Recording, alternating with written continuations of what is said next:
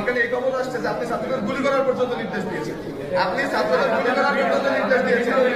আপনারা যেদিনকে আমাদেরকে সাদা গাড়ির মাধ্যমে তুলে যাওয়ার প্ল্যান করছিলেন যে আপনাদের প্রশাসনের সিটিএসপির মাধ্যমে আমাদের তুলে নিয়ে যাবেন, সেদিনকে আমরা বলছি আমরা ভার্সিটির অথরিটি ছাড়া যাবো না, কারণ এই পুলিশ বাহিনী 16 বছর ধরে জনগণের গ্রহণযোগ্য ধারাইছে। আপনি শিওর? আপনারা এখন ভয় পান রাস্তায় নামতে, লজ্জা লাগে আপনাদের, যে আপনারা এই ড্রেস পরে রাস্তায় নামতে আপনাদের লজ্জা লাগে। তার চেয়ে বড় কথা হচ্ছে আপনারা ওই দিনকে এস এম কামাল সহ আতিপাতি নেতা এদের সামনে আমাদের সাথে খারাপ ব্যবহার করছে, আপনারা প্রশাসনের কেউ কি প্রতিবাদ করছেন? প্রশাসনের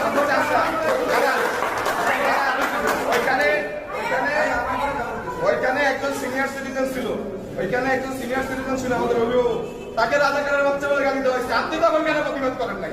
আমি দাঁড়ান, আপনাদের প্রশাসন ছিল, দেখে আপনি একটু সামনে আসেন, লজ্জা করতেছে, সামনে আসেন, এখানে আসেন। প্রশাসনের চামচারা যারা আছেন এখানে বিশ্বতে থামাবে না, এটা তো আমরা